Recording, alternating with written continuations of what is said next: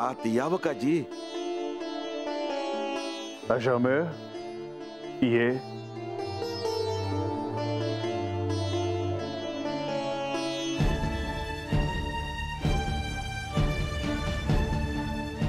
शुभम भवतु.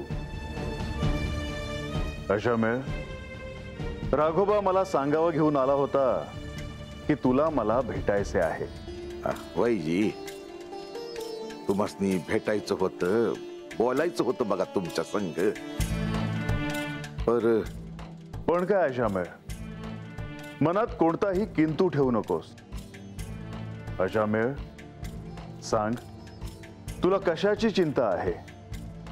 तेव्हा आता कसं सांगावं जी, माया बानूचं वागणं म्हणजे काय बी कळणं झालंय बघा.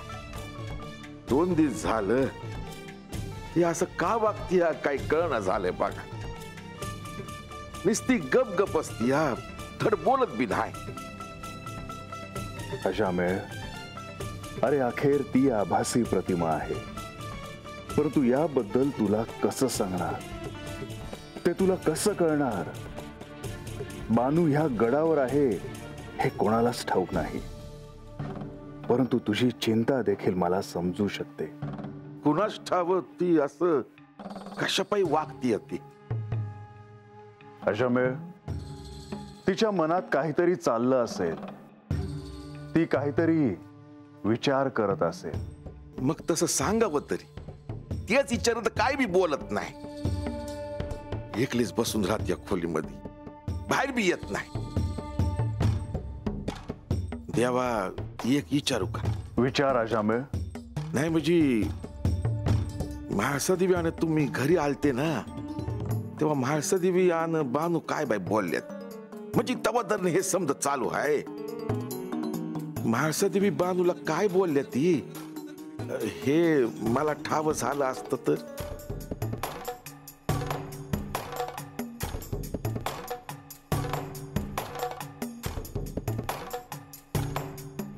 अशामेळ, म्हाळसेमध्ये आणि बानूमध्ये जे काही बोलणं झालं ते मला नाही सांगता येणार. आता तुम्हीच असं म्हणला सा, म्या तरी काय करावं सांगायची. पोरीच्या काळजीनं जीव तिळतिळ तुटतोय माझा. तिसरात निस्ता ह्योच विचार मनात असतो या का माया बानूचं भलं व्हा. मला म्हणली होती का म्हाळसा दिव्यानं तिच्यात आता तंटा कमी होईल असं वाटतंय बा. ते ऐकून लय बरं वाटलं बघा बा.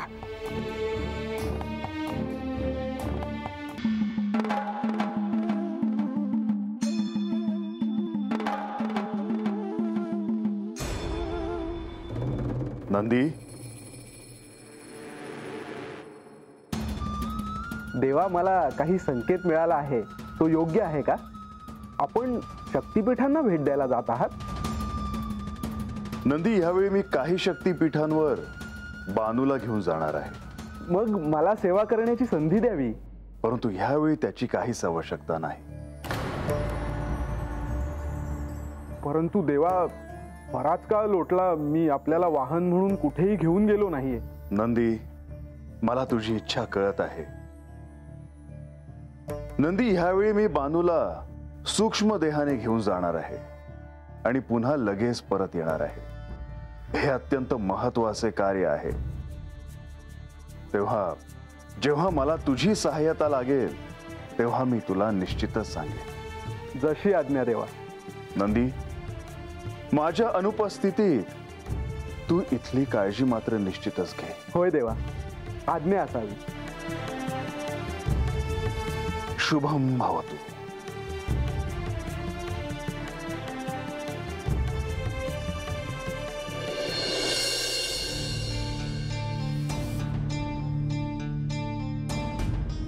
काय झालं? काय नाही, बानूताईंनी दार लावून घेतला आहे. तू बानूसनी सांगितलं नाही का आज्यानं बोलिवलं आहे म्हणून? वय आवाज बी दिला, पण त्यांनी काय दार उघडला असेल? वय राहू दे राहू दे, डोळा लागला असेल तिचा. रात्रभर जागी असतीया. नुसता आवाज आला तरी जाग येते तिला. आता हाक बी ऐकू येईना होय. म्या काय म्हणते आजा, बानू नाही बोलत नग बोलू दे, पर तू गडावर जाऊन आला, काय सांगितलं नाही? अगं तुलाच काय, मी या राजवाड्याच्या बाहेर उभा होतो. बाहेर आल्यावर एखाद्यानं सांगायचं का नाही? मला बी काय सांगितलं नाही. मला बी वाटलं तुम्ही काहीतरी सांगाल म्हणून. सांगून टाक बरं, काय म्हणले देव? देव म्हणले बानू नसल बोलत तर नग बोलू दे, 2-3 दिवसात बोलल. म्हणजे देवासनी बी हे ठाव आहे? ते मला काय कळलं नाही. मग काळजी कशाला करायची? बानूताई पहिल्यासारखं बोलतील की. बानू असं का वागतीय हे कळाय ना ग? अहो पर देवानी सांगितलं आहे ना व. मग ए यार गबासा तुम्ही. आजा आणि काय म्हणलं देव? देव म्हणलं म्या बी वाड्यावर येणार आहे, तवा बानू बोलल. या माग काय तर कारण आहे आणि आपल्याला कुणी काय बी सांगत नाही. मला बी तेच वाटतंय. बानू बोलायला लागली ना की तिला सांगावंच लागल.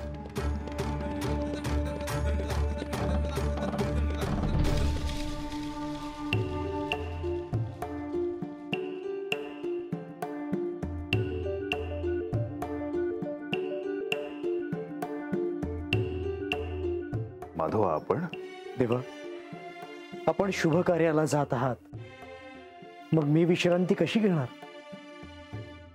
माधवा, बऱ्याच काळानंतर शक्तिपीठांवर जातो आहे, तेव्हा ठरवलेले कार्य सिद्धीस जायला हवं. आपण प्रत्यक्ष जात आहात, माझ्या शुभेच्छा आहेतच. माधवा, हे कार्य म्हाळसेने माझ्यावर सोपवलं आहे, तेव्हा मला अधिक काळजी घ्यावी लागणार. कारण काही झालं तरी मला म्हाळसेची इच्छा मात्र पूर्ण करावी लागणार. देवा, आपण पर्याय सुचवलात आणि निर्णयही घेतलात, हे अतिउत्तम झालं. मी आजच परतणार आहे. बानूसाठी प्रयत्न करून काही घडते का ते पाहूयात. देवा, शक्तिपीठांची ऊर्जा आणि ते तेज बाणाईला नक्कीच सहाय्य करेल, यात काही शंका नाही.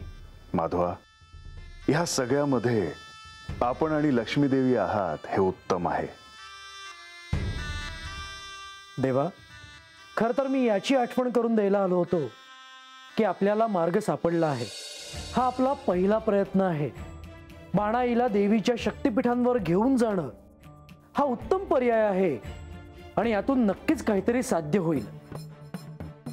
त्यामुळे बाणाईला जसे ते स्वीकारता येईल तसे तिने ते स्वीकारावे. होय माधवा, बानूला ते आत्ताच समजायला हवं किंवा अशाच पद्धतीने समजायला हवं असा माझा आग्रह नाही. बाणाई हे क्षेत्र अत्यंत पवित्र आहे. या क्षेत्राचे अनन्यसाधारण असे महत्व आहे. या स्थळी देवींचे विशालाक्षी हे शक्तिपीठ आहे. तिला सूक्ष्म देहाने मी पाठवले आहे आणि जर मी तिच्या सोबत गेले असते तर माझ्या आतल्या शक्ती तिथे प्रकट झाल्या असत्या आणि मी कोण आहे हा प्रश्न तिला पडला असता. पण देवी, आता तिने स्वतःचा शोध घेणं जास्त महत्त्वाचं आहे.